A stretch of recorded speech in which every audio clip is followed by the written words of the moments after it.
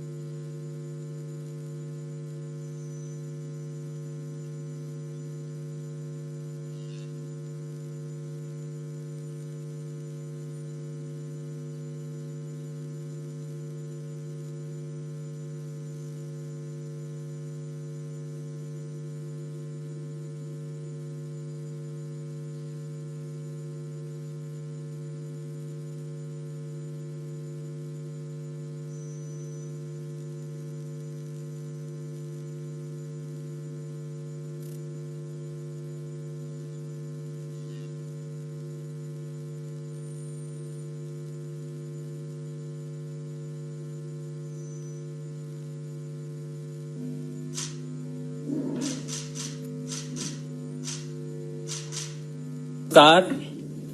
आज का दिन अत्यंत गौरव का दिन है, परम सौभाग्य का दिन है कि आज माननीय प्रधानमंत्री श्री नरेंद्र मोदी जी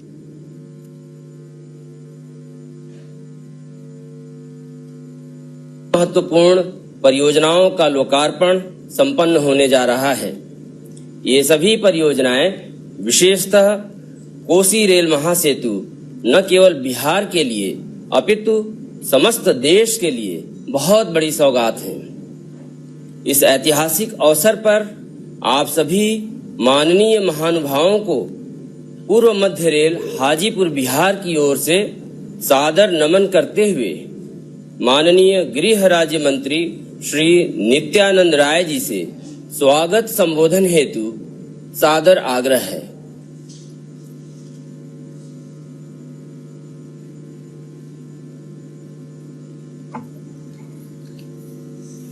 बिहार के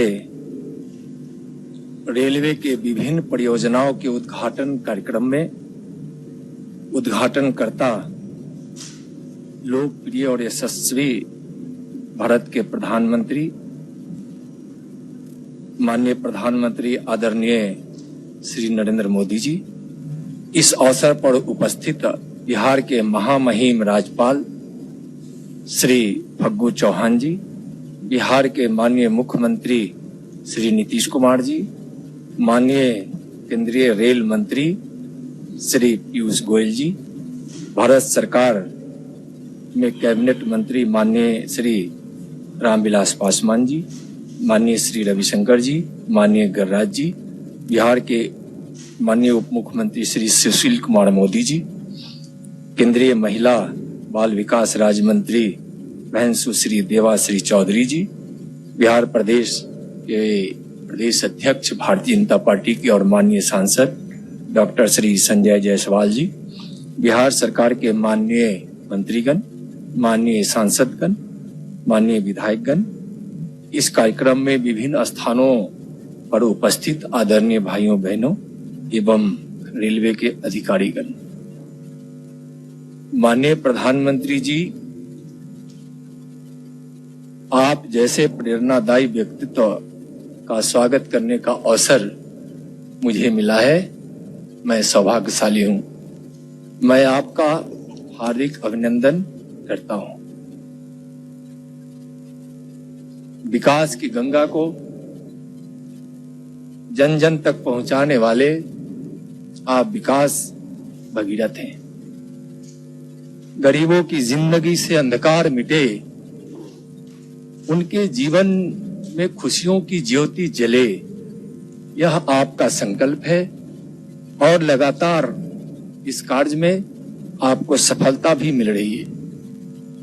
विवेकानंद जी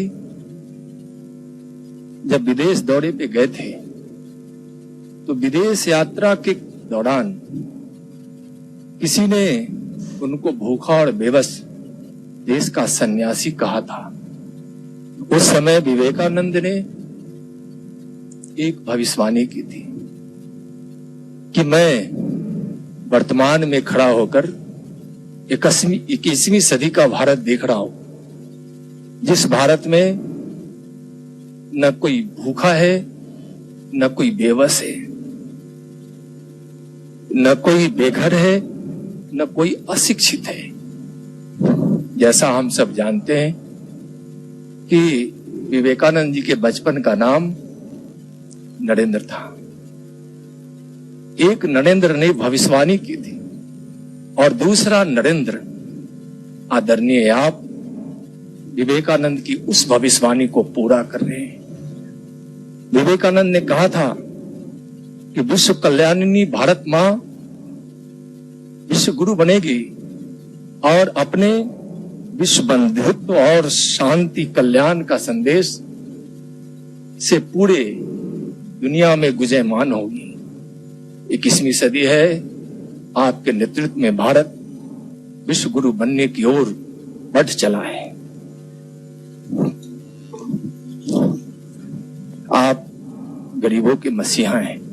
आपके अनेकों रूप को देश और दुनिया देख रही है। कोरोना के युद्ध के सफल मार्गदर्शक के रूप में, देश के चौकीदार के रूप में।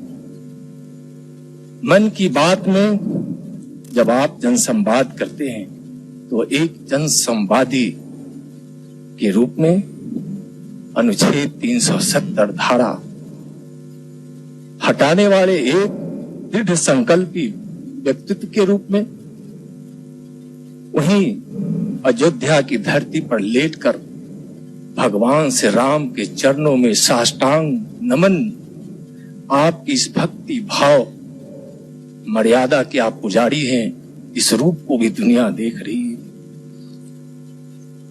महाकुंभ के समय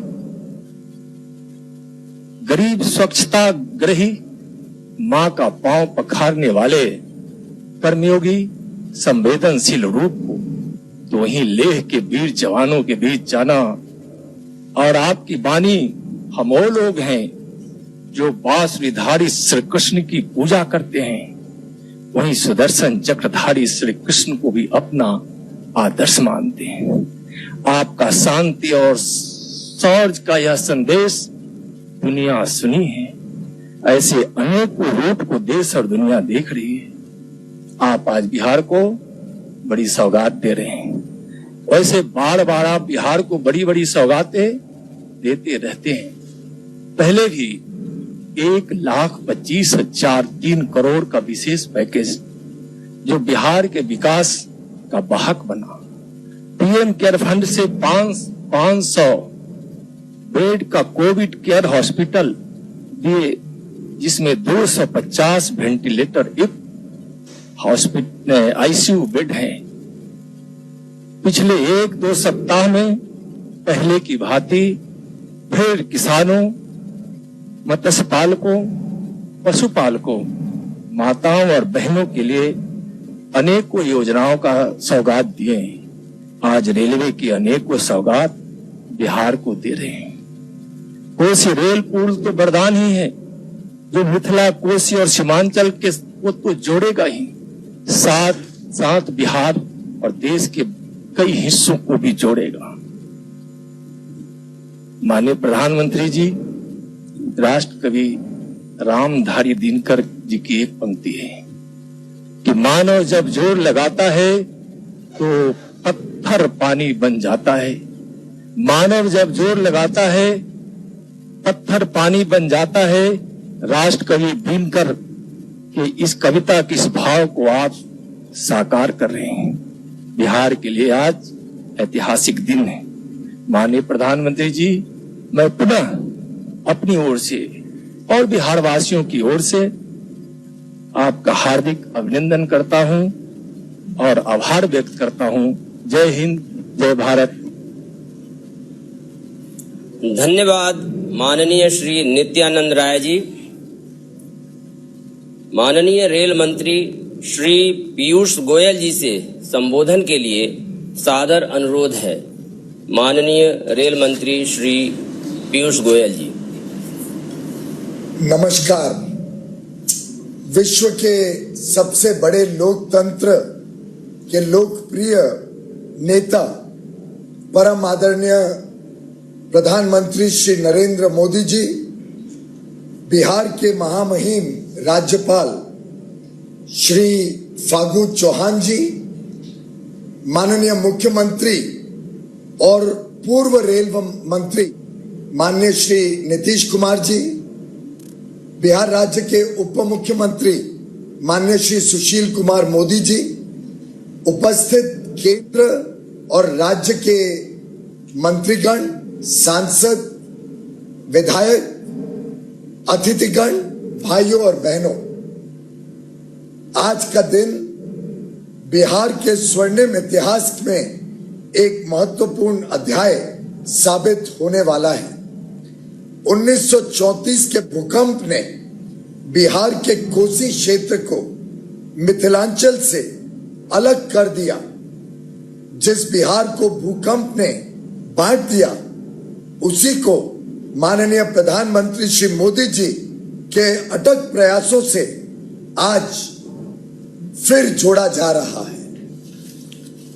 2014 से माननीय प्रधानमंत्री श्री नरेंद्र मोदी जी को बिहार की विशेष चिंता रही है।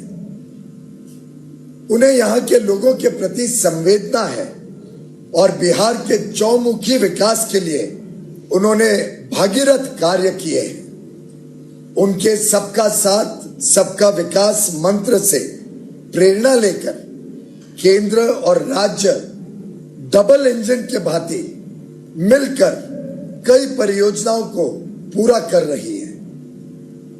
2009 से 14 के बीच रेलवे के लिए बिहार का प्रतिवर्ष बजट औसतन 1100 करोड़ रुपए हुआ करता था।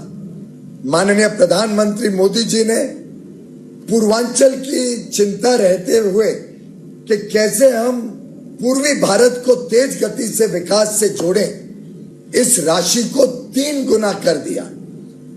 अब बिहार में प्रतिवर्ष लगभग 3400 करोड़ रुपए निवेश किए जाते हैं बिहार के रेलवे इंफ्रास्ट्रक्चर को बढ़ाने के लिए।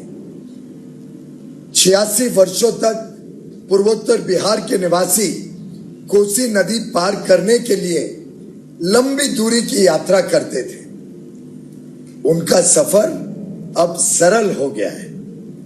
मिथिलांचल और कोसी क्षेत्र को पुनः सीधे रेल मार्ग से जोड़ने के लिए आज से सुपौल, आसनपुर, कुपाहा के बीच ट्रेन सेवा का शुभारंभ माननीय प्रधानमंत्री जी के कर कमलों द्वारा किया जा रहा है। कोसी महासेतु का शिलान्यास श्रद्धेय श्री अटल बिहारी वाजपेयी जी ने 2003 में किया था, जब माननीय श्री नीतीश कुमार जी रेल मंत्री थे।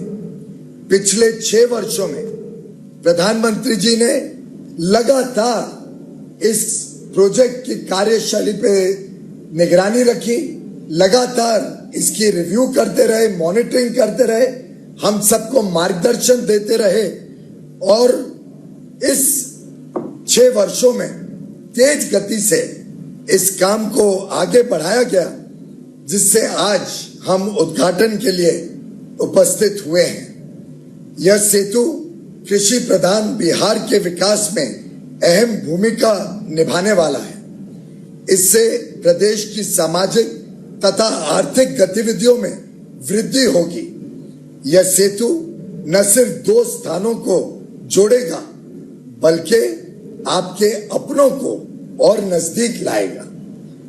आज कुल 2700 करोड़ रुपए के अलग अलग 12 परियोजनाओं का उद्घाटन होने जा रहा है, जिसमें कोसी सेतु के अलावा 2 नई लाइनें, एक तीसरी लाइन, एक इलेक्ट्रिक लोको शेड, गेज परिवर्तन और 5 रेल खंडों का विद्युतीकरण शामिल है।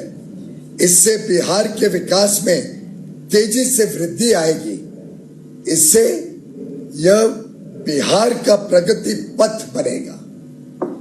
बिहार की प्रगति के डेडिकेटेड फ्रेट कॉरिडोर, रेलवे स्टेशनों का सौंदर्यीकरण, गुड शेड्स का सुधार और अन्य काम भी तेज गति से किए जा रहे हैं।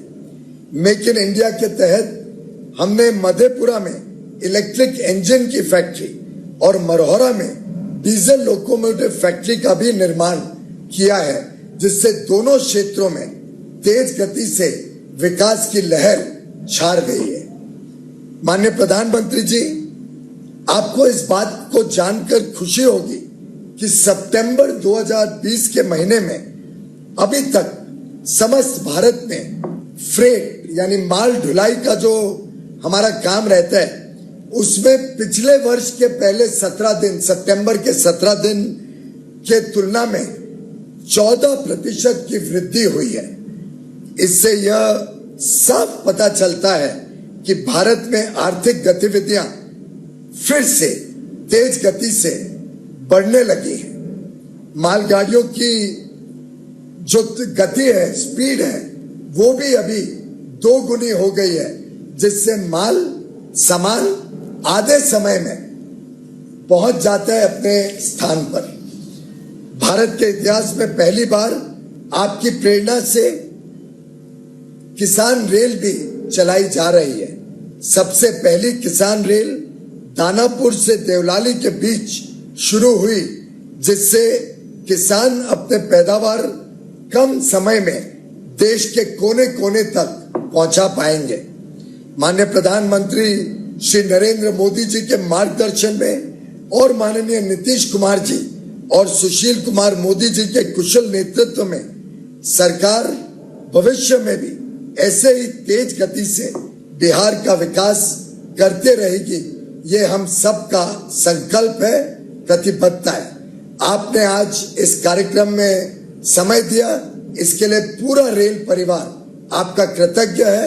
बहुत बहुत धन्यवाद माननीय प्रधानमंत्री जी, नीतीश जी, मोदी जी और सभी माननीय अतिथिगण। धन्यवाद माननीय रेल मंत्री महोदय।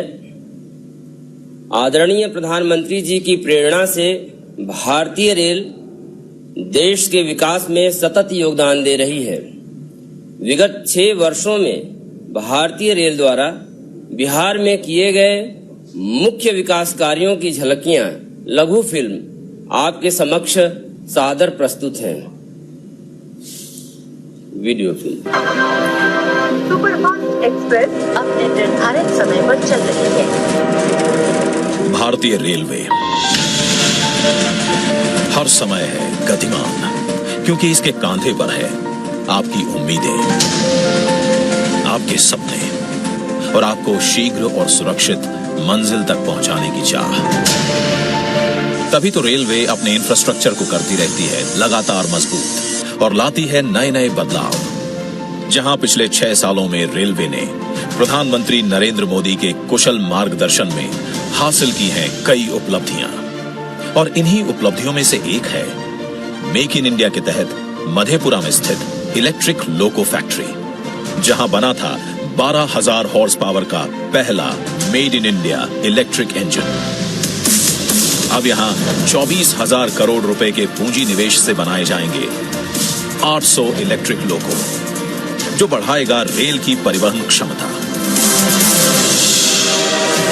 बिहार में कनेक्टिविटी को सुगम बनाने की दिशा में पटना और मुंगेर में बना रेल सह सड़क महासेतु 6,000 करोड़ रुपए की लागत से बने इन दोनों महासेतु ने उत्तर और दक्षिण बिहार तक के आवागमन को किया है आसान।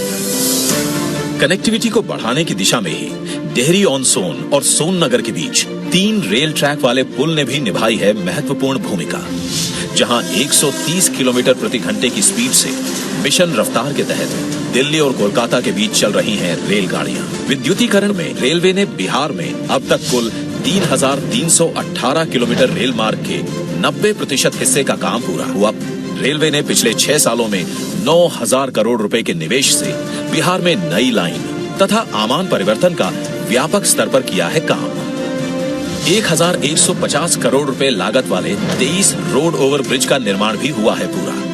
भारतीय रेलवे के आधुनिकीकरण से आज बिहार में स्टेशनों की बदली है सूरत। अब यहाँ एयरपोर्ट की तरह हुई है प्रकाश व्यवस्था, क्विक वाटरिंग सिस्टम, वातानुकूलित प्रतीक्षालय। बिहार में तरक्की के कदम को बढ़ाती रेल कनेक्टिविटी जल्द ही अंतर्राष्ट्रीय होगी। इसके लिए जयनगर को जोड़ा गया है जनकपुर से। रक्सौल से काठमांडू तक रेल लाइन का भी जल्द शुरू होगा निर्माण। लोक संस्कृति को बढ़ावा देने में महत्वपूर्ण ट्रेनों के बाहरी भाग पर लगाई गई मिथिला पेंटिंग ने स्थानीय कला को दी अंतर्राष्ट्रीय पहचान। लगभग 300 किलोमीटर का ईस्टर्न फ्रेट कॉरिडोर बिहार से होकर गुजरेगा, जो इस क्षेत्र में लाएगा बड़ा निवेश। बिहार बढ़े, तरक्की के नए आसमान को छुए, इसलिए कई कार्य प्रगति पर भी हैं, जिसमें 1,000 किलोमीटर के लगभग नई लाइन, गया और सोनपुर में 250 करोड़ रुपए की लागत से मेमू कार शेड, भागलपुर में गंगा नदी के ऊपर नया रेल पुल, मोकामा बरौनी के मध्य दोहरी लाइन के नए रेल पुल का निर्माण शामिल है। अपने कई प्रोजेक्ट्स के माध्यम से रेलवे ने बिहार में खोले हैं रोजगार के अनेकों द्वार। आपकी हर यात्रा हो शुभ यात्रा, इसलिए रेलवे ने 6 सालों में बिहार में कई असंभव से दिखने वाले कामों को संभव बनाकर आत्मनिर्भर भारत की दिशा में अपने मजबूत कदम बढ़ा दिए हैं। जय हिंद। बिहार के माननीय उप मुख्यमंत्री श्री सुशील कुमार मोदी जी से संबोधन हेतु विनम्र आग्रह है। देश के लोकप्रिय प्रधानमंत्री आदरणीय श्री नरेंद्र मोदी जी, बिहार के महामहिम राज्यपाल श्री फागू चौहान जी, बिहार के माननीय मुख्यमंत्री श्री नीतीश कुमार जी, भारत सरकार के माननीय मंत्री श्री रामविलास पासवान जी, माननीय रेल मंत्री श्री पीयूष गोयल जी, बिहार सरकार के माननीय मंत्री श्री विजेंद्र यादव जी, भारत सरकार एवं बिहार सरकार के मंत्रीगण, सांसद, विधायक, विधान पार्षद एवं रेलवे के वरिष्ठ अधिकारीगण एवं मित्रों, बहनों और भाइयों, आदरणीय प्रधानमंत्री जी, बिहार को यह सौभाग्य है कि बिहार ने देश को 8 रेल मंत्री अब तक देने का काम किया है। और मैं याद कराना चाहूंगा कि जब श्री अटल बिहारी वाजपेयी देश के प्रधानमंत्री थे और नीतीश जी रेल मंत्री थे, उसमें बिहार के लिए 3 मेगा पुल की घोषणा की गई थी। लेकिन उसके बाद 10 वर्षों तक जो सरकार आई, उसने इन सारे कामों को ठंडे बस्ते में डाल दिया था। लेकिन आपके प्रधानमंत्री बनने के बाद इन तीनों मेगा पुल के निर्माण में गति आई और आज दीघा, सोनपुर और गंगा नदी पर मुंगेर में जो रेल पुल है वो आपके कार्यकाल में प्रारंभ हो सका। और आज कोसी नदी पर 86 वर्षों के बाद रेल पुल और रेल का परिचालन प्रारंभ हो रहा है। इतना ही नहीं, प्रधानमंत्री जी, मड़ोहरा एवं मधेपुरा में इंजन के कारखाने का कॉन्ट्रैक्ट आपके प्रधानमंत्री बनने के बाद 2015 में फाइनल हुआ और आपके ही कार्यकाल में दोनों जगह इंजन का उत्पादन प्रारंभ हुआ है। आदरणीय प्रधानमंत्री जी, मैं आपको धन्यवाद देना चाहूंगा और पीयूष गोयल जी को कि लॉकडाउन के दौरान जब लाखों बिहार के मजदूर अन्य राज्यों में फंसे हुए थे, उस समय आपने प्रवासी मजदूरों के लिए स्पेशल श्रमिक ट्रेनें चलाकर और 1371 ट्रेनों को चलाकर 19,72,000 लोगों को मुफ्त में अपने घरों तक पहुंचाने का काम किया है। इतना ही नहीं, पिछले दिनों जब जेईई मेन और नीट की परीक्षा के लिए और छात्रों को काफी कठिनाइयों का सामना करना पड़ रहा था, तो आदरणीय पीयूष गोयल जी ने पैसेंजर ट्रेन चलवाया बिहार में, जिससे हजारों छात्रों को परीक्षा केंद्र तक पहुंचने में सुविधा हुई है। इतना ही नहीं, तो मैं आपको आज इसलिए भी धन्यवाद देना चाहूंगा कि आपने पिछले सप्ताह दरभंगा में नए दूसरे एम्स के निर्माण का, बिहार में दूसरे एम्स के निर्माण का भी और केंद्रीय मंत्रिपरिषद ने निर्णय लिया है। साथ ही साथ रेलवे ने पटना शहर में आर ब्लॉक से दीघा के बीच में जो जमीन बिहार को उपलब्ध कराई है, उसने पटना का कायाकल्प कर दिया है। आदरणीय प्रधानमंत्री जी, पर्यटन क्षेत्र को भी आज के इन कार्यक्रमों से बढ़ावा मिलेगा। विश्व के प्रथम गणराज्य वैशाली और स्वर्गीय रघुवंश बाबू की कर्म भूमि, वह वैशाली अब रेलवे के मानचित्र पर आ गया है। और इतना ही नहीं, तो इस्लामपुर नटेसर नई रेल लाइन के खुलने से बौद्ध धर्म के कई प्राचीन स्थल, मुख्यतः जेठियान, जहाँ कहते हैं कि भगवान बुद्ध ने और पैदल यात्रा की थी 2500 साल पूर्व, वह स्थान भी रेल से जुड़ जाएगा। और इस प्रकार बौद्ध और जैन तीर्थ स्थलों को भी आज के इस उद्घाटन से बढ़ावा मिलेगा। आदरणीय प्रधानमंत्री जी, आज इन 4 रेल खंडों का विद्युतीकरण का कार्य पूर्ण होकर और रेल का परिचालन हो रहा है, तब बिहार में 90% रेल लाइन का विद्युतीकरण हो चुका है। और मुझे रेल के लोगों ने बताया, इससे तेल में 1500 करोड़ प्रति वर्ष की बचत संभावित है। इतना ही नहीं, तो बख्तियारपुर बाढ़ के बीच तीसरी लाइन बनने से बाढ़ स्थित एनटीपीसी के बिजली घर को भी निर्बाध कोयले की आपूर्ति होती रहेगी, जिससे बिहार को वर्ष भर अनवरत बिजली की आपूर्ति सुनिश्चित की जा सकेगी। आदरणीय प्रधानमंत्री जी, आपके 6 वर्षों के कार्यकाल में बिहार में 774 kilometre gauge conversion new line doubling का कार्य हुआ है, जिस पर रेल ने 22,275 करोड़ रुपया और खर्च किया है। और इतना ही नहीं, तो गंगा नदी पर एक और रेल पुल का काम मोकामा में शुरू हो चुका है और भागलपुर में भी एक और पुल का प्रोजेक्ट रिपोर्ट बनकर तैयार है। तो मुझे पूरा विश्वास है कि आपके प्रधानमंत्रित्व काल के अंदर बिहार और तेजी से आगे बढ़ेगा। इन्हीं शब्दों के साथ मैं अपना भाषण समाप्त करता हूं। जय हिंद, जय भारत। धन्यवाद माननीय उप मुख्यमंत्री महोदय। बिहार के माननीय मुख्यमंत्री श्री नीतीश कुमार जी से संबोधन हेतु विनम्र निवेदन है। आदरणीय प्रधानमंत्री श्री नरेंद्र मोदी जी, बिहार के महामहिम राज्यपाल श्री फागू चौहान जी, केंद्रीय रेल मंत्री श्री पीयूष गोयल जी, बिहार के माननीय उप मुख्यमंत्री श्री सुशील कुमार मोदी जी, इस कार्यक्रम में उपस्थित माननीय केंद्रीय मंत्री श्री रविशंकर प्रसाद जी, श्री गिरिराज सिंह जी, श्री नित्यानंद राय जी, वीडियो कॉन्फ्रेंसिंग के माध्यम से जुड़े इस कार्यक्रम में उपस्थित अन्य सभी माननीय मंत्रीगण, माननीय सांसदगण, माननीय विधायकगण, माननीय विधान पार्षदगण, सभी जनप्रतिनिधिगण, सम्मानित नेतागण, केंद्र सरकार एवं राज्य सरकार के सभी अधिकारीगण, रेलवे बोर्ड एवं इस सेंट्रल रेलवे के यहाँ उपस्थित सभी अधिकारीगण, बहनों एवं भाइयों, मैं आज के इस कार्यक्रम में सबसे पहले आदरणीय प्रधानमंत्री जी को बधाई देता हूं। 17 सितंबर उनका जन्मदिन है। कल भी हम लोगों ने बधाई दी है। पूरा सप्ताह आपका जन्मदिन मनाया जा रहा है, इसके लिए मैं विशेष तौर पर आपको बधाई देता हूं, शुभकामना देता हूं। और आज 18 तारीख से हम मलमास मेला की शुरुआत हो गई। और जो मलमास मेला राजगीर, जो ऐतिहासिक जगह है, बहुत पौराणिक जगह है, उन्हीं जगहों पर आज से इसकी शुरुआत होती है।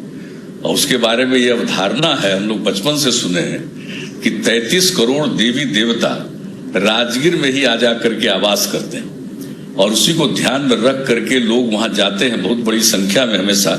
इस बार तो खैर ये जो पीरियड है कोरोना वायरस के चलते उस तरह से लोग नहीं जा पाएंगे, लेकिन इस अवसर पर जो एक इतनी बड़ी संख्या में लोग वहां जाते रहे हैं, कुंड में स्नान करते रहे हैं, और वहां पर का एक बैतरनी पार करने का है कि अगर बैतरनी पार कर जाएंगे तो उनको मोक्ष की प्राप्ति होगी। तो ये एक अवधारणा शुरू से चल रही है, तो आज तो उसी की शुरुआत हो रही है।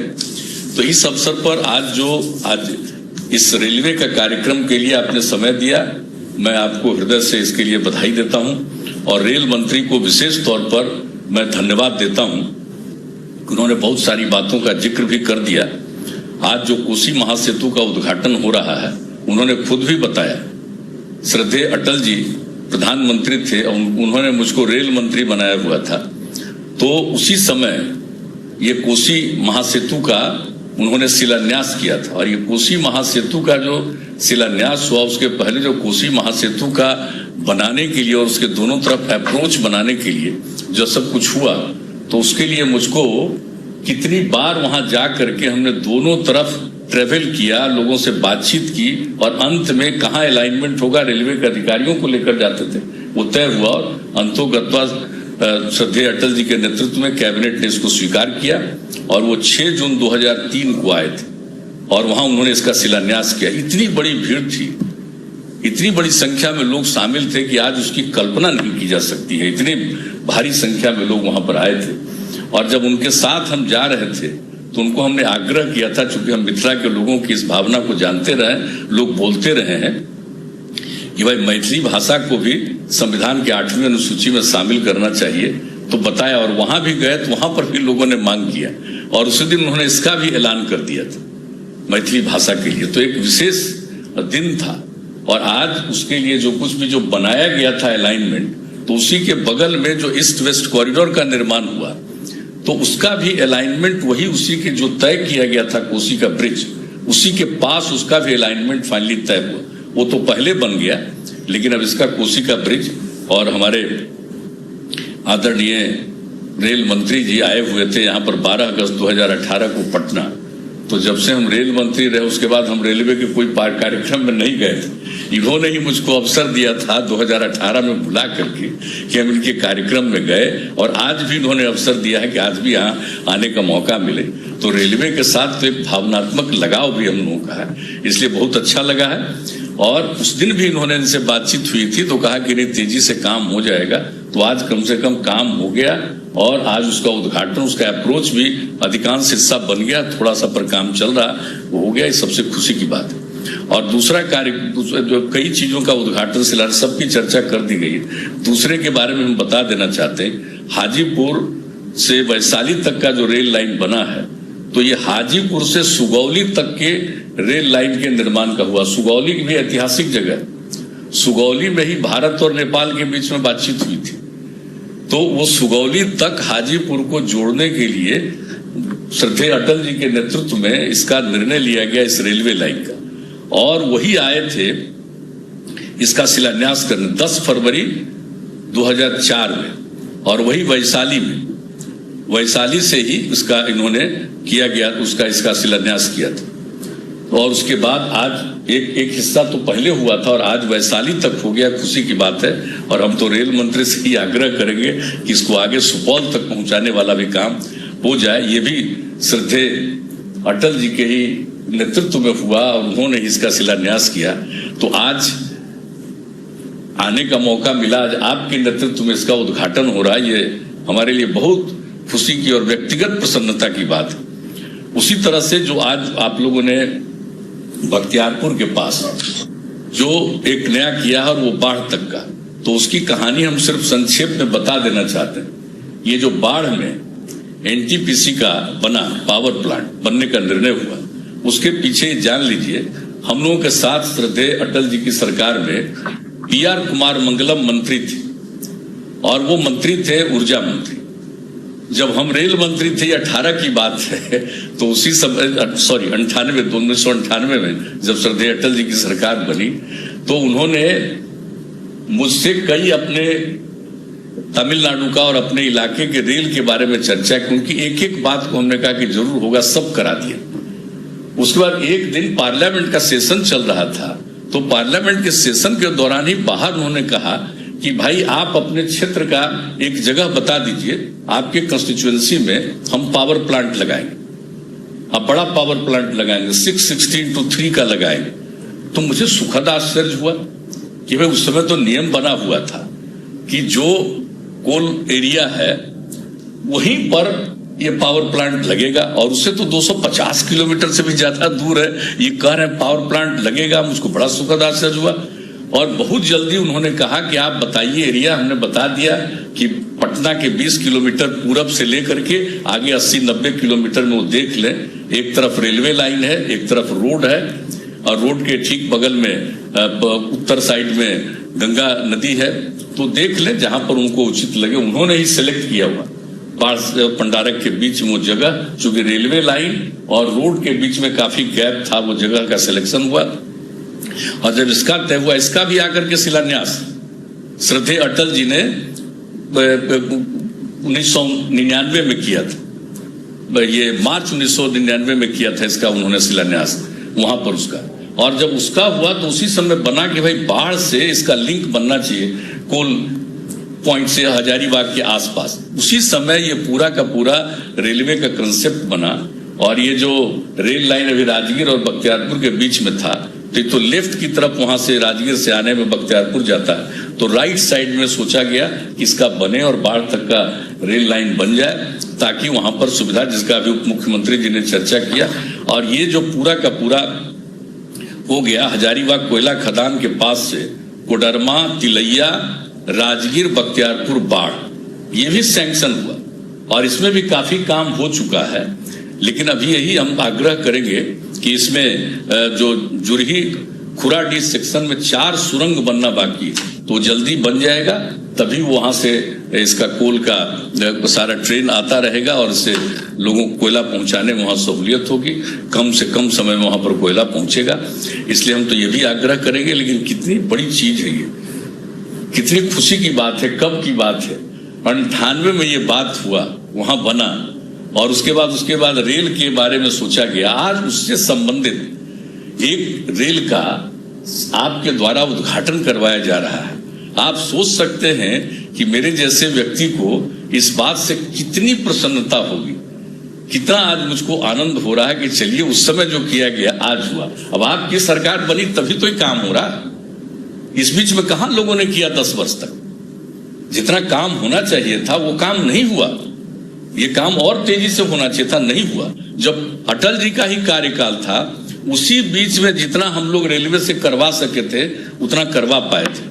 और आज जो आपने उद्घाटन किया है भतुआ इस्लामपुर रेलखंड का, उसको आगे जो बढ़ाए हैं आप लोग, ये इस्लामपुर वाले को लाइन को नटेसर तक, तो आपको हम बता देना चाहते हैं कि फतुहा से इस्लामपुर का पहले छोटी लाइन थी, वो एक बार बाढ़ में समाप्त हो गई थी। लोगों की इच्छा थी बने, तो हम लोगों ने इसको रेल मंत्रालय से तय कर दिया और अंत में फतुहा से हम लोगों ने इस्लामपुर तक का रेल लाइन बनवा दिया। और जब उसका उद्घाटन हुआ, इतनी लोगों को खुशी हुई थी। और उसी समय हम लोगों ने सोचा था कि जो चूंकि पटना से गया हम लोग जो जाते हैं, उसका सबसे पुराना जो रोड था वो फतुहा इस्लामपुर होते ही गया जाता था। तो जब फतुहा और इस्लामपुर रेलवे लाइन बन गया, तब हमारे मन में ये बात आई कि रोड है अगर इस्लामपुर से गया तक, तो रेल भी लाइन होना चाहिए। और उसी को रेल लाइन बनाने के लिए ही जो रास्ता तय किया गया, आज उसी का नटेसर तक का काम पूरा हो गया।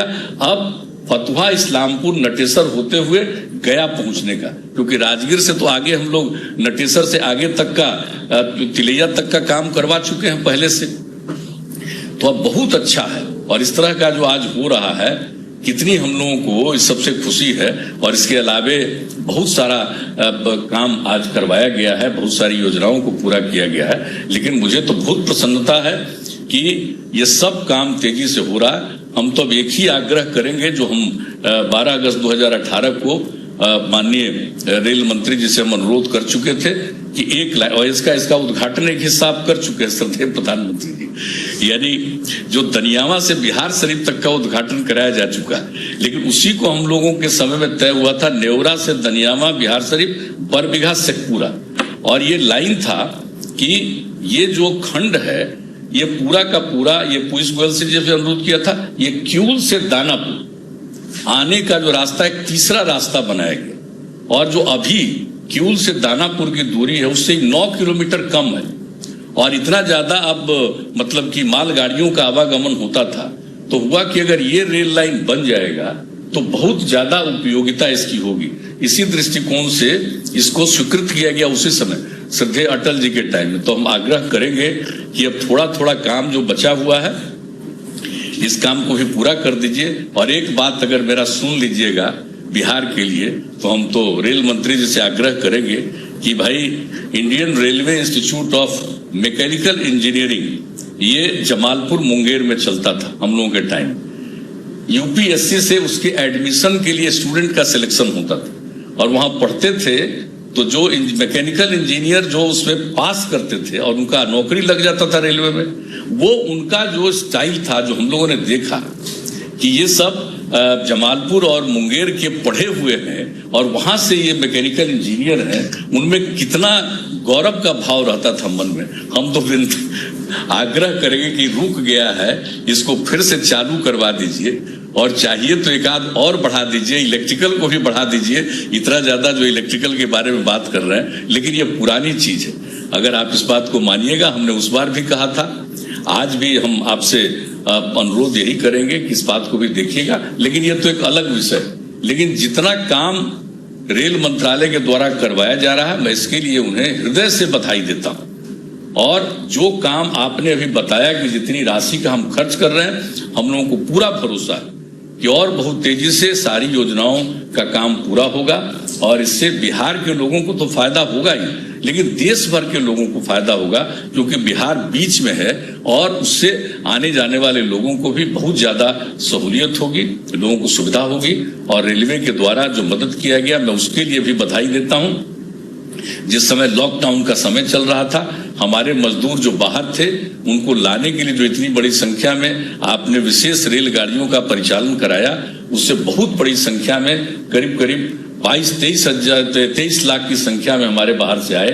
हमारे उप मुख्यमंत्री जी प्रवासी कह रहे थे, हम हाथ जोड़ करके प्रार्थना करेंगे, इस देश में कोई प्रवासी नहीं है, देश पूरे देशवासियों का है। एक राज्य का कोई दूसरे राज्य में जाएगा तो प्रवासी नहीं है, ये तो अपने देश का वासी है। इसलिए खैर, लेकिन अपने राज्य के लोग जो दूसरे राज्य में गए काम करने के लिए, वहां फंस गए, तो वहां से आने में तो रेलवे ने सचमुच बहुत दिक्कत थी। अगर रेलगाड़ी नहीं चलवाते आप, तो इतनी दिक्कत थी, किस तरह से लोग आ रहे थे, कहीं कोई पैदल चल रहा था तो कोई किस प्रकार से चल रहा था, कितनी कठिनाई हो रही थी। तो मैं इसके लिए तो जरूर, आज जो कार्यक्रम रेल का हो रहा, तो मैं भी अपनी तरफ से भी, जो मुख्यमंत्री जी ने कहा है, मैं भी इस बात के लिए मैं विशेष तौर पर बधाई देता हूं और आज के इस कार्यक्रम के लिए विशेष तौर पर मैं आपका अभिनंदन करता हूं और श्रद्धेय प्रधानमंत्री जी ने आज के लिए भी जो समय दिया है इसके लिए मैं उनका भी अभिनंदन करता हूं और अपनी बात समाप्त करता हूं। बहुत बहुत धन्यवाद। धन्यवाद माननीय मुख्यमंत्री श्री नीतीश कुमार जी। आज लोकार्पित होने वाली समस्त परियोजनाओं पर लघु फिल्म आपके समक्ष सादर प्रस्तुत है।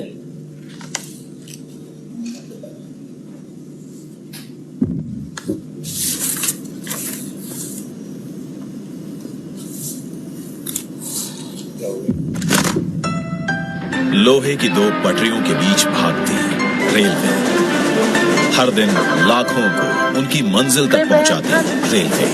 तभी तो कोविड-19 जैसी बड़ी बाधा का सामना करते हुए भी ईस्ट सेंट्रल रेलवेज (ECR) ने शुरू किए थे कई नए काम और इसी का लाभ मिलने जा रहा है बिहार वासियों को।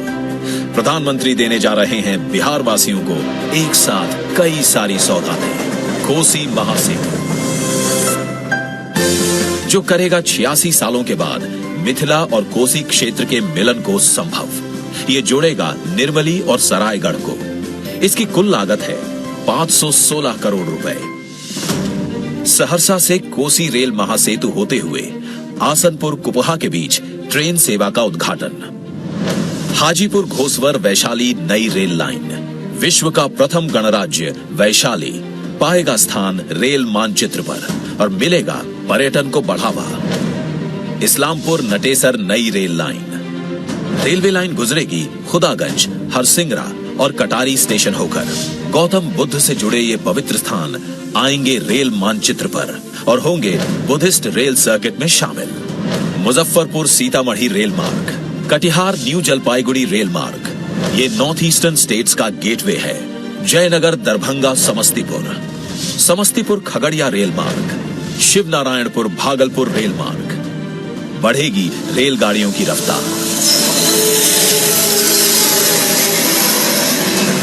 करनौती बख्तियारपुर लिंक बाईपास तथा बाढ़ और बख्तियारपुर के बीच तीसरी लाइन, लागत 240 करोड़ रुपए। ये सालाना 10 मिलियन टन कोयले की आवश्यकता वाले एनटीपीसी बाढ़ के मेगा पावर प्लांट में कोयले की निर्बाध आपूर्ति को सुनिश्चित करेगी। 150 साल पुराने किऊल रेल पुल के समानांतर नए किऊल रेल पुल का निर्माण और इसके यार्ड का अत्याधुनिक इलेक्ट्रॉनिक इंटरलॉकिंग द्वारा रीमॉडलिंग, लागत 86 करोड़ रुपए। मौजूदा 150 साल से अधिक पुराने रेल पुल के समानांतर नए रेल पुल का निर्माण। इससे होगा पटना भागलपुर, पटना देवघर, गया भागलपुर रेल मार्गों पर यातायात सुगम। महत्वपूर्ण शहर लखीसराय को मिले नए platform.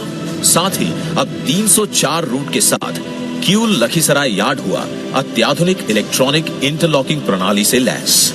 Electric locomotive shade Barauni, इसमें अत्याधुनिक इलेक्ट्रिक इंजनों का होगा अनुरक्षण, जिनसे मिलेगी बिहार में चलने वाली ट्रेनों को रफ्तार।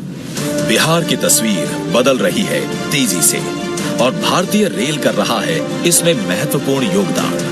तभी तो कोविड-19 के मुश्किल समय में देश भर से बिहार लौटे प्रवासी मजदूरों को इन परियोजनाओं ने दिया रोजगार का अवसर, जिसके कारण ये इतनी जल्दी हो सकी पूरी। इन प्रोजेक्ट्स के कारण खुल रही हैं चहुं ओर विकास की नई राहें और बिहार बढ़ाएगा कदम आत्मनिर्भर भारत की ओर। आज इन सभी परियोजनाओं को प्रधानमंत्री नरेंद्र मोदी कर रहे हैं राष्ट्र को समर्पित।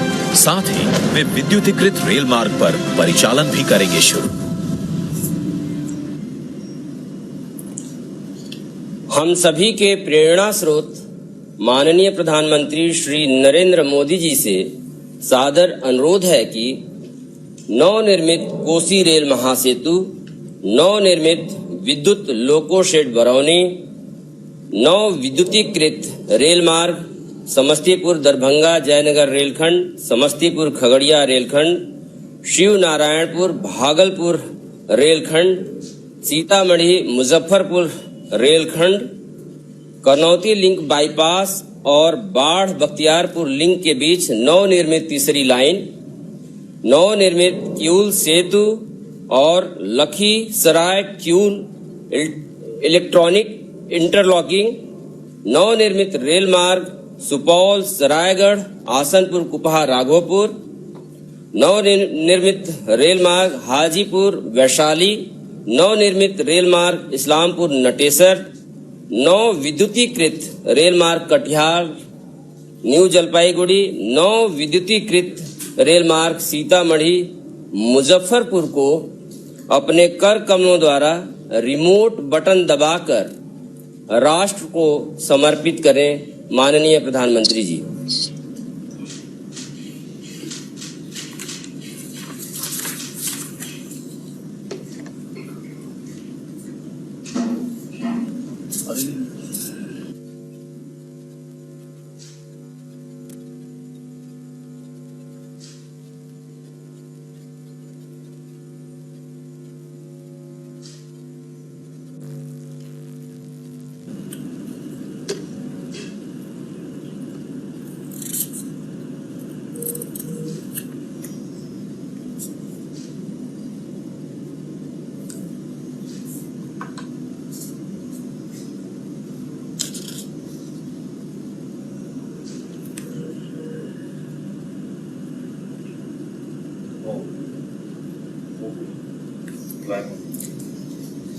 माननीय प्रधानमंत्री जी से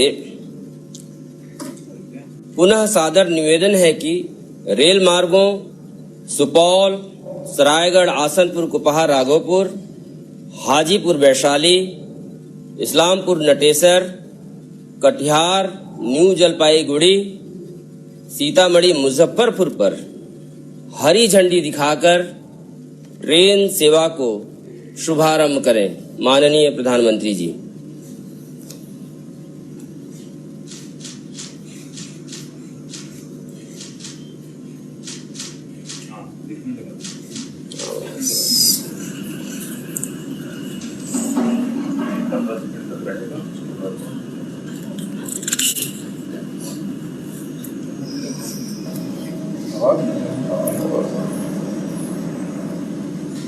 बड़ी स्टार्टिंग है।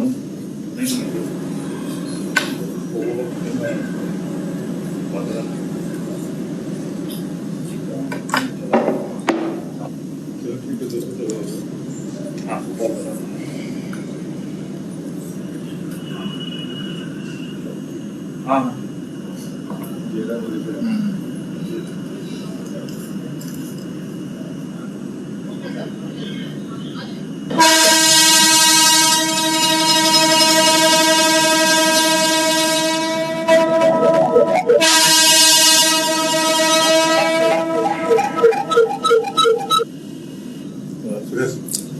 माननीय प्रधानमंत्री जी से सादर निवेदन है कि इस गौरवशाली अवसर पर अपने प्रेरक उद्बोधन से हम सभी को अनुग्रहित करें, मार्गदर्शित करें। माननीय प्रधानमंत्री जी। बिहार के राज्यपाल श्री फागू चौहान जी,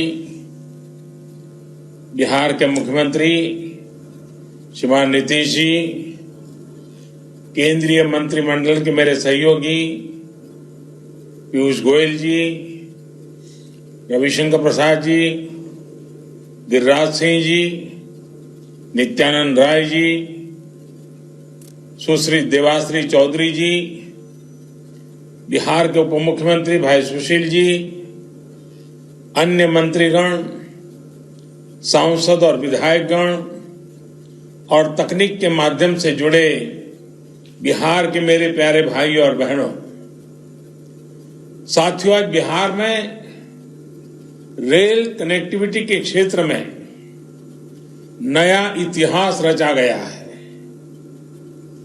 कोसी महासेतु और किऊल ब्रिज के साथ ही बिहार में रेल यातायात, रेलवे के बिजलीकरण और रेलवे में मेक इन इंडिया को बढ़ावा देने, नए रोजगार पैदा करने वाले 1 दर्जन प्रोजेक्ट का आज लोकार्पण और शुभारंभ हुआ है। लगभग 3,000 करोड़ रुपए के इन प्रोजेक्ट से बिहार का रेल नेटवर्क तो सशक्त होगा ही, पश्चिम बंगाल और पूर्वी भारत की रेल कनेक्टिविटी भी मजबूत होगी। बिहार सहित पूर्वी भारत के करोड़ों रेल यात्रियों को मिलने जा रही इन नई और आधुनिक सुविधाओं के लिए मैं आज सबको बहुत बहुत बधाई देता हूं। साथियों, बिहार में गंगा जी हो, कोसी हो, सोन हो, नदियों के विस्तार के कारण बिहार के अनेक हिस्से एक दूसरे से कटे हुए रहे हैं। बिहार के करीब करीब हर हिस्से के लोगों की एक बड़ी दिक्कत रही है नदियों की वजह से होने वाला लंबा सफर। जब नीतीश जी रेल मंत्री थे, जब पासवान जी रेल मंत्री थे, तो उन्होंने भी इस समस्या को दूर करने के लिए बहुत प्रयास किया था। लेकिन फिर एक लंबा समय वो आया जब इस दिशा में ज्यादा काम ही नहीं किया गया। ऐसे में बिहार के करोड़ों लोगों की इस बड़ी समस्या के समाधान के संकल्प के साथ हम आगे बढ़ रहे हैं। पिछले 5-6 साल में एक के बाद एक इस समस्या के हल की तरफ तेजी से कदम आगे बढ़ाए गए हैं। साथियों, 4 वर्ष पहले उत्तर और दक्षिण बिहार को जोड़ने वाले 2 महासेतु, एक पटना में और दूसरा मुंगेर में शुरू किए गए थे। इन दोनों रेल पुलों के चालू हो जाने से उत्तर बिहार और दक्षिण बिहार के बीच लोगों का आना जाना आसान हुआ है। खासकर उत्तर बिहार के क्षेत्र जो दशकों से विकास से वंचित थे, उन्हें विकास के लिए नई गति मिली है। आज मिथिला और कोसी क्षेत्र को जोड़ने वाला महासेतु और सुपौल आसनपुर कुपहा रेल रूट भी बिहार वासियों की सेवा में समर्पित है। साथियों, लगभग 8 दशक पहले भूकंप की एक भीषण आपदा ने मिथिला और कोसी क्षेत्र को अलग थलग कर दिया था। आज ये संयोग ही है कि कोरोना जैसी वैश्विक महामारी के बीच इन दोनों अंचलों को आपस में जोड़ा जा रहा है। मुझे बताया गया है कि इसके आखिरी चरण के कार्यों में दूसरे राज्यों से आए श्रमिक साथियों ने भी बहुत सहयोग किया है। वैसे ये महासेतु और ये प्रोजेक्ट श्रद्धेय अटल जी और नीतीश बाबू का ड्रीम प्रोजेक्ट भी रहा है। जब 2003 में नीतीश जी रेल मंत्री थे और श्रद्धेय अटल जी प्रधानमंत्री, तब नई कोसी रेल लाइन परियोजना की परिकल्पना की गई थी। इसका उद्देश्य यही था कि मिथिला और कोसी क्षेत्र के लोगों की दिक्कतों को दूर किया जाए। इसी सोच के साथ 2003 में अटल जी द्वारा इस परियोजना का शिलान्यास किया गया था।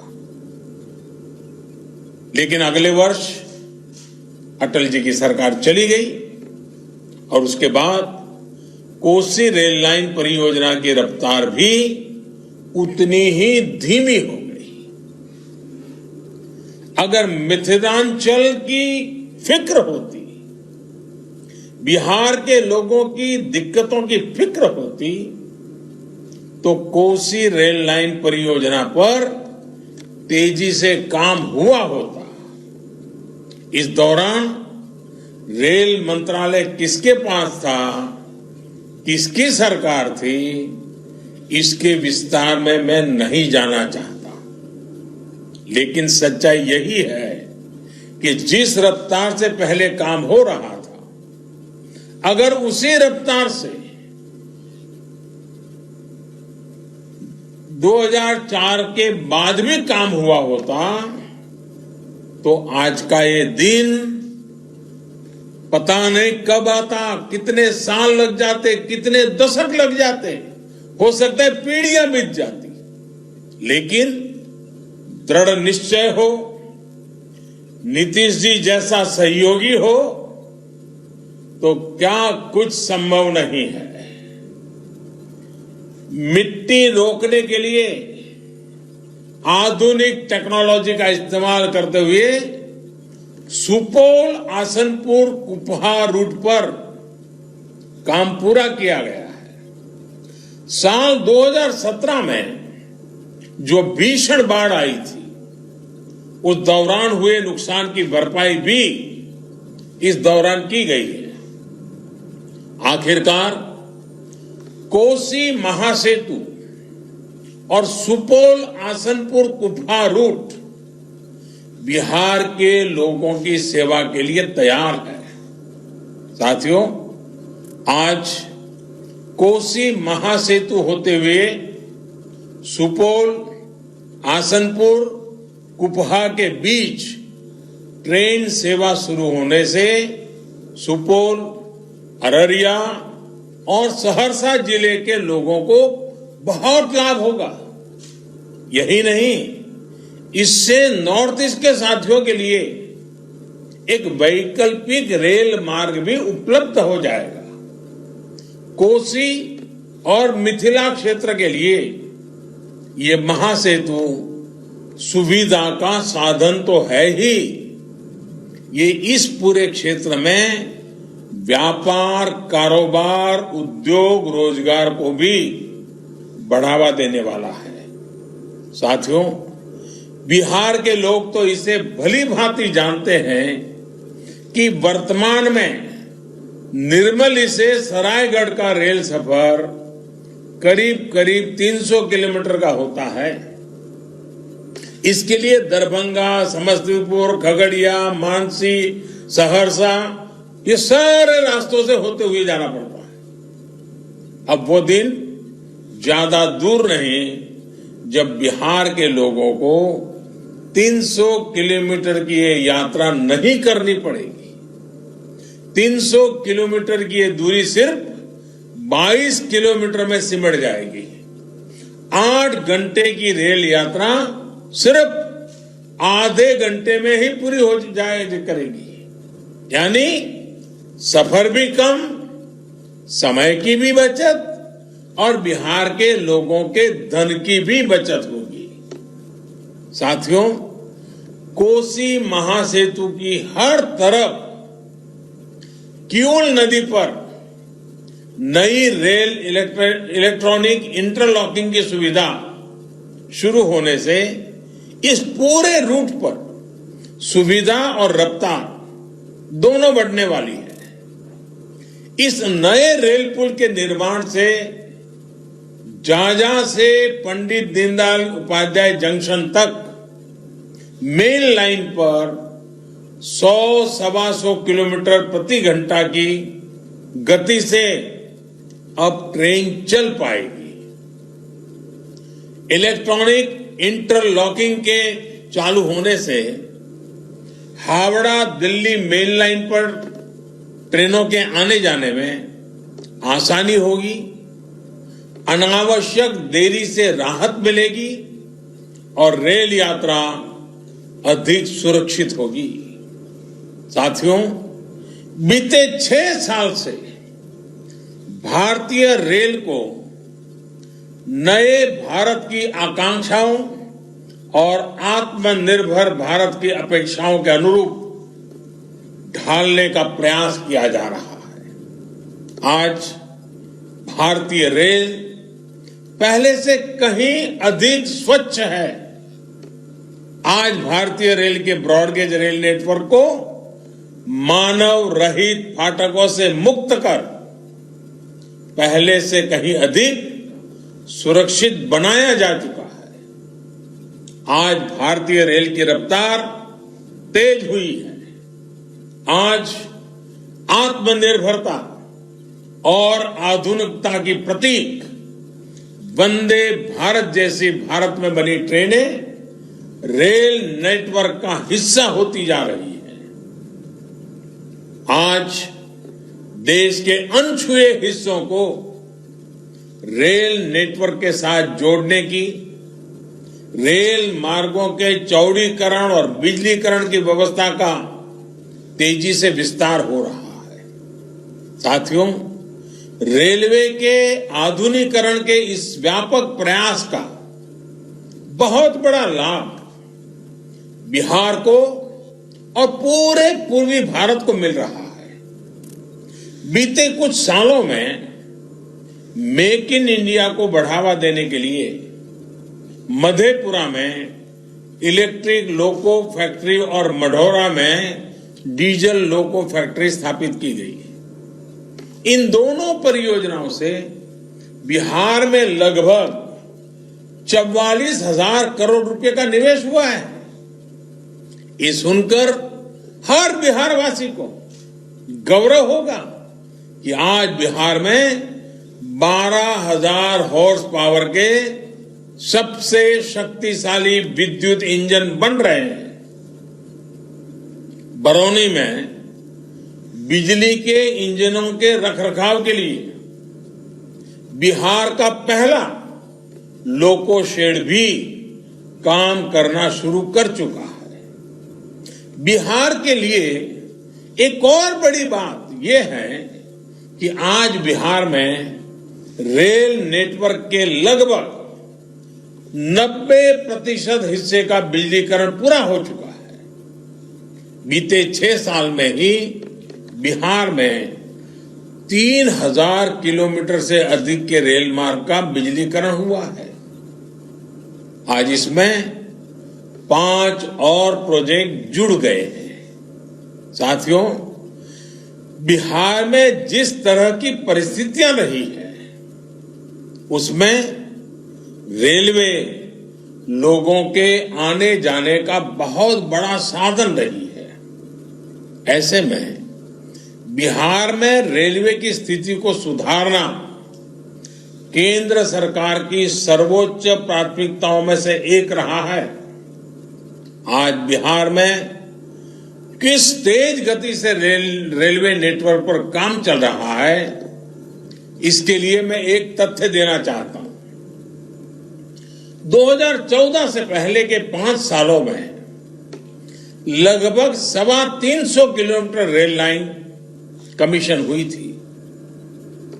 आसान शब्दों में कहे तो 2014 के पहले के 5 सालों में बिहार में सिर्फ 350 किलोमीटर नई रेल लाइन शुरू की थी, जबकि 2014 के बाद के 5 सालों में बिहार में लगभग 700 किलोमीटर रेल लाइन कमीशन हो चुकी है। यानी करीब करीब 2 गुने से भी नई रेल लाइन शुरू हुई है। अभी करीब 1000 किलोमीटर नई रेल लाइनों का निर्माण तेजी से चल रहा है।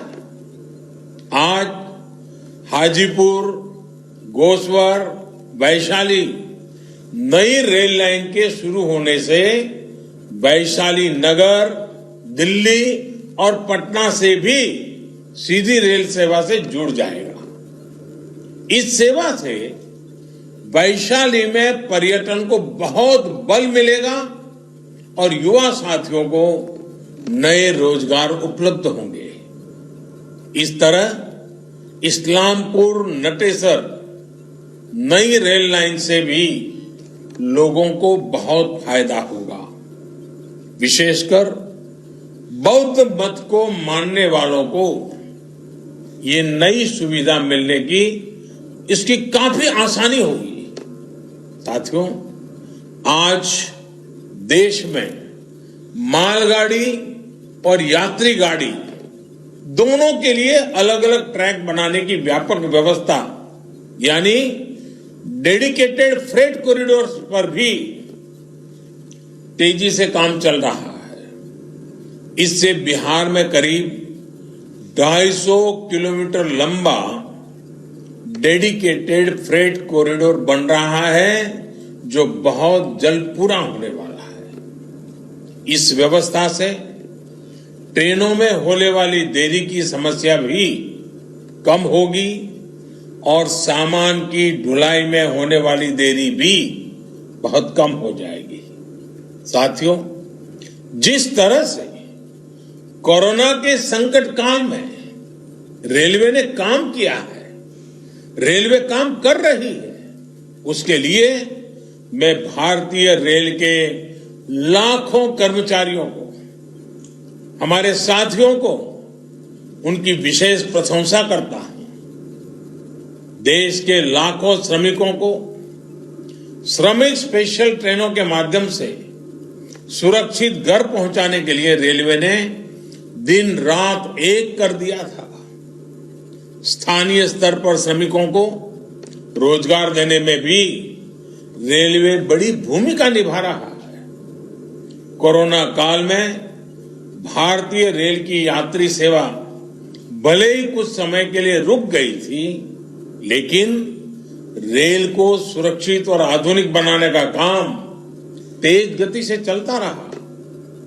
देश की पहली किसान रेल यानी पटरी पर चलता हुआ कोल्ड स्टोरेज भी बिहार और महाराष्ट्र के बीच कोरोना काल में ही शुरू किया गया।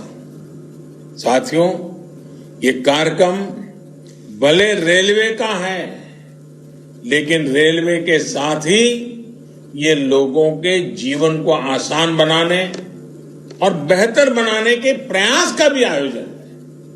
इसलिए मैं एक और विषय की चर्चा भी आज आपके बीच करना चाहता हूं, जो बिहार के लोगों के स्वास्थ्य से जुड़ा है। नीतीश जी की सरकार बनने से पहले तक बिहार में इक्का दुक्का मेडिकल कॉलेज हुआ करते थे।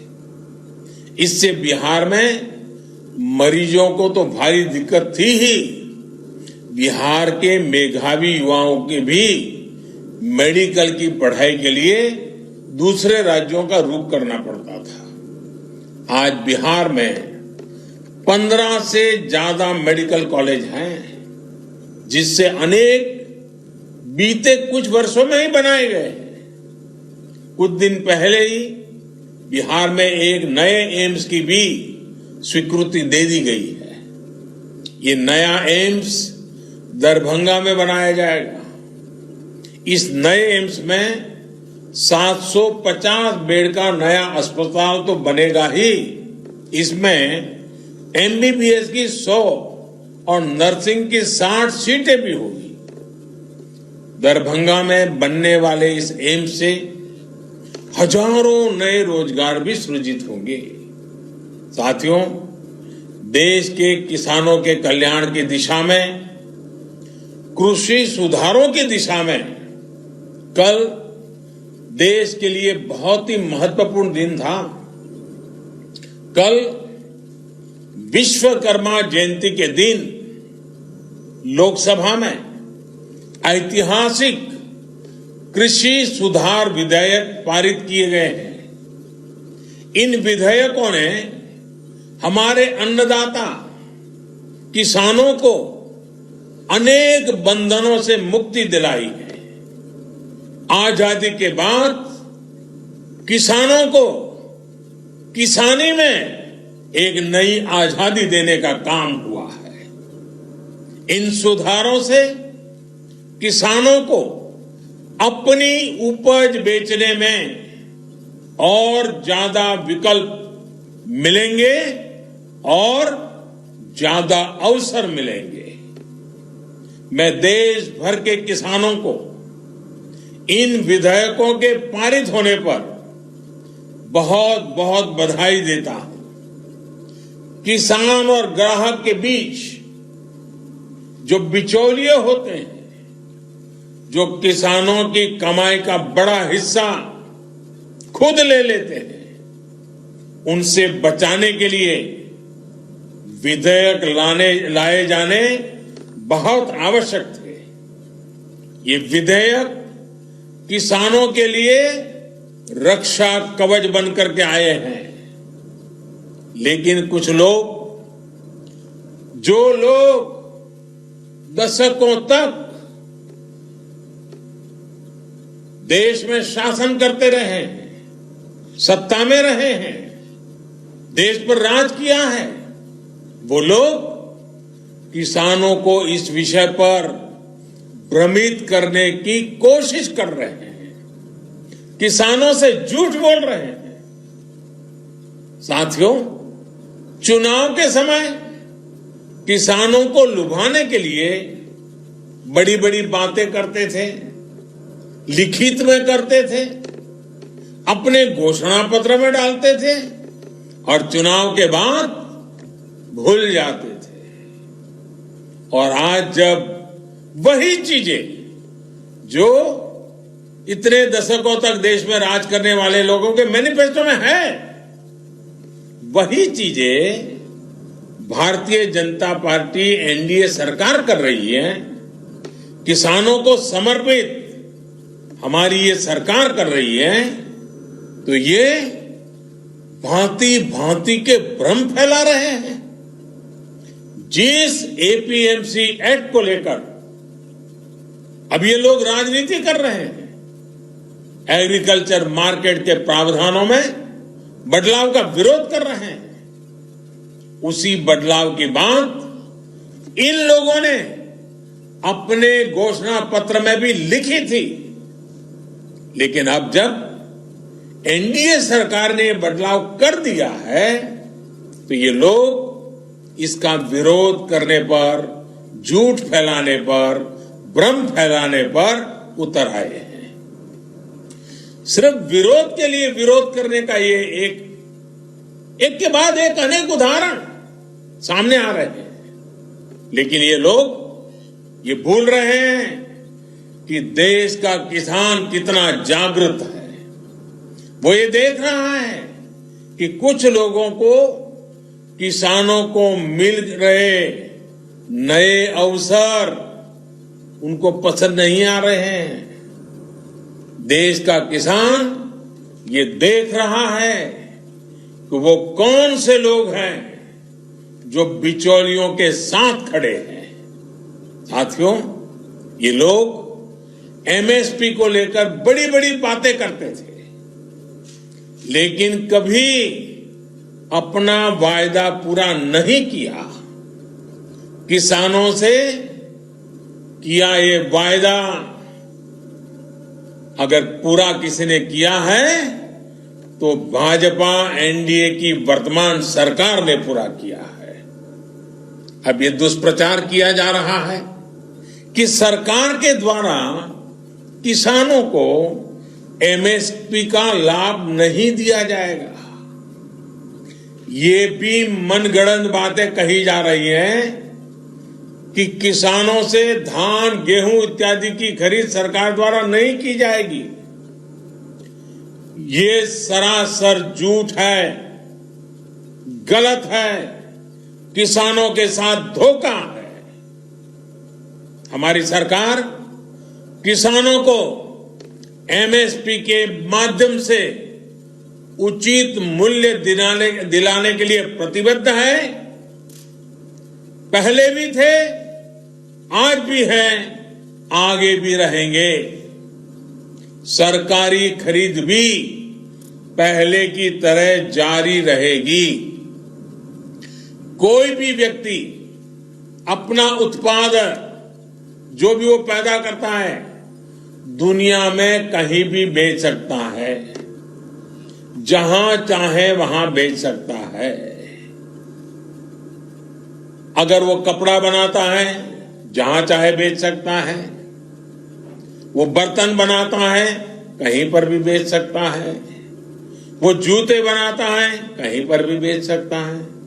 लेकिन एकमात्र केवल मेरे किसान भाई बहनों को इन अधिकारों से वंचित रखा गया था, मजबूर किया गया था। अब नए प्रावधान लागू होने के कारण किसान अपनी फसल वो देश के किसी भी बाजार में अपनी मनचाही कीमत पर बेच सकेगा।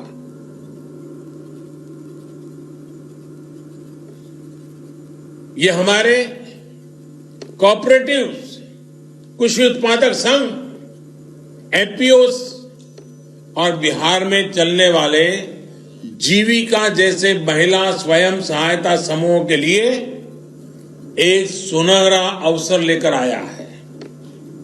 साथियों, नीतीश जी भी इस कार्यक्रम में मौजूद है। वो भली भांति समझते हैं कि एपीएमसी एक्ट से किसानों का क्या क्या नुकसान होता रहा है। यही वजह है कि बिहार का मुख्यमंत्री बनने के बाद अपने शुरुआती वर्षों में ही नीतीश जी ने बिहार में इस कानून को हटा दिया था। जो काम कभी बिहार ने करके दिखाया था, आज देश उस रास्ते पर चल पड़ा है। साथियों, किसानों के लिए जितना एनडीए शासन में पिछले 6 वर्षों में किया गया है, उतना पहले कभी नहीं किया गया। किसानों को होने वाली एक एक परेशानी को समझते हुए, एक एक दिक्कत को दूर करने के लिए हमारी सरकार ने निरंतर प्रयास किया है। देश के किसानों को बीज खरीदने में, खाद खरीदने में, अपनी छोटी छोटी जरूरतों को पूरा करने के लिए किसी से कर्ज न लेना पड़े, इसके लिए ही प्रधानमंत्री किसान कल्याण योजना शुरू की गई थी। इस योजना के तहत अब तक देश के 10 करोड़ किसानों के खाते में करीब करीब 1 लाख करोड़ रुपए, 1 लाख करोड़ रुपए सीधे किसानों के खाते में ट्रांसफर किए जा चुके हैं। कोई बिचौलिया नहीं। किसानों को पानी की दिक्कत ना हो, किसानों से अटकी पड़ी सिंचाई और दशकों से अटकी पड़ी सिंचाई, वो परियोजनाएं पूरी हो, इसके लिए प्रधानमंत्री कृषि सिंचाई योजना पर करीब 1 लाख करोड़ रुपए खर्च किए जा रहे हैं। वो यूरिया जिसके लिए लंबी लंबी लाइनें लगती थी, जो किसानों के खेत में कम और फैक्ट्रियों में ज्यादा आसानी से पहुंच जाता था, अब उसकी 100% नीम कोटिंग की जा रही है। आज देश में बड़े स्तर पर कोल्ड स्टोरेज का नेटवर्क तैयार किया जा रहा है। फूड प्रोसेसिंग से जुड़े उद्योगों पर भारी निवेश किया जा रहा है। 1 लाख करोड़ रुपए का एग्रीकल्चर इंफ्रास्ट्रक्चर फंड बनाया जा रहा है। किसानों के पशुधन को बीमारियों से बचाने के लिए देशव्यापी अभियान भी चलाया जा रहा है। मछली उत्पादन बढ़ाने के लिए, मुर्गी पालन को प्रोत्साहन के लिए, शहद उत्पादन बढ़ाने के लिए, दूध उत्पादन बढ़ाने के लिए किसानों को आय बढ़ाने के अतिरिक्त विकल्प देने के लिए केंद्र सरकार निरंतर कार्य कर रही है। साथियों, मैं आज देश के किसानों को बड़ी नम्रता पूर्वक अपनी बात बताना चाहता हूं, संदेश देना चाहता हूं। आप किसी भी तरह के भ्रम में मत पड़िए।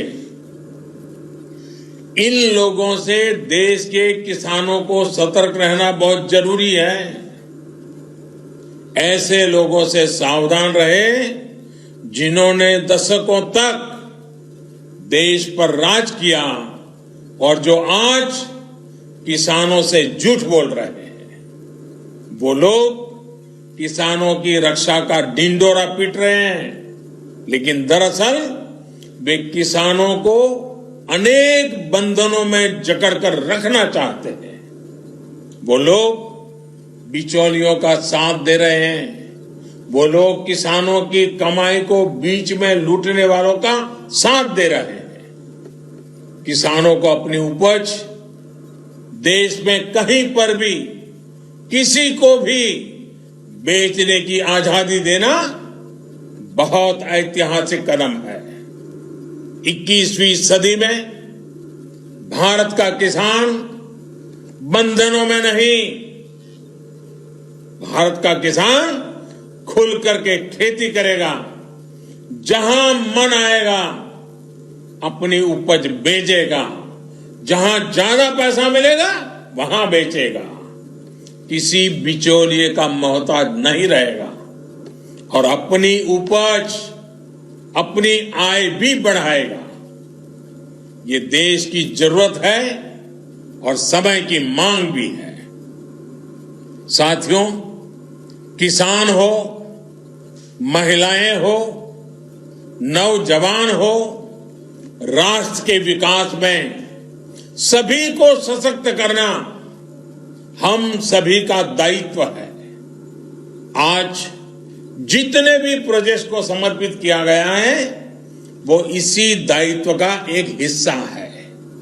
मुझे विश्वास है कि आज जिन परियोजनाओं का लोकार्पण और शुभारंभ हुआ है, इनसे बिहार के लोगों, यहां के नौजवानों, यहां की महिलाओं को बहुत लाभ होगा। साथियों, कोरोना के इस संकट काल में हम सभी को बहुत संभल कर भी रहना है। थोड़ी सी भी लापरवाही आपका और आपके अपनों का बहुत ज्यादा नुकसान कर सकती है। इसलिए मैं बिहार के लोगों से, देश के लोगों से अपने आग्रह को फिर दोहराना चाहता हूं। मास्क जरूर पहने और ठीक से पहने, 2 गज की दूरी का हमेशा ध्यान रखें, इसका पालन करें, भीड़ भाड़ वाली जगहों पर जाने से बचें, भीड़ लगाने से बचें, अपनी रोग प्रतिरोधक क्षमता, अपनी इम्यूनिटी बढ़ाने के लिए आयुर्वेद की परंपरा वाला जो काढ़ा होता है उसे पीते रहें, गुनगुना पानी पीते रहें, निरंतर अपने स्वास्थ्य पर ध्यान दें। आप सतर्क रहिए, सुरक्षित रहिए, स्वस्थ रहिए, आपका परिवार स्वस्थ रहे, इसी कामना के साथ आप सबका बहुत बहुत धन्यवाद, बहुत बहुत शुभकामनाएं। सादर आभार आदरणीय प्रधानमंत्री जी। इस ऐतिहासिक अवसर पर पूर्व मध्य रेल की ओर से माननीय प्रधानमंत्री जी एवं अन्य गणमान्य महानुभावों को हृदय से धन्यवाद, हृदय से आभार। धन्यवाद।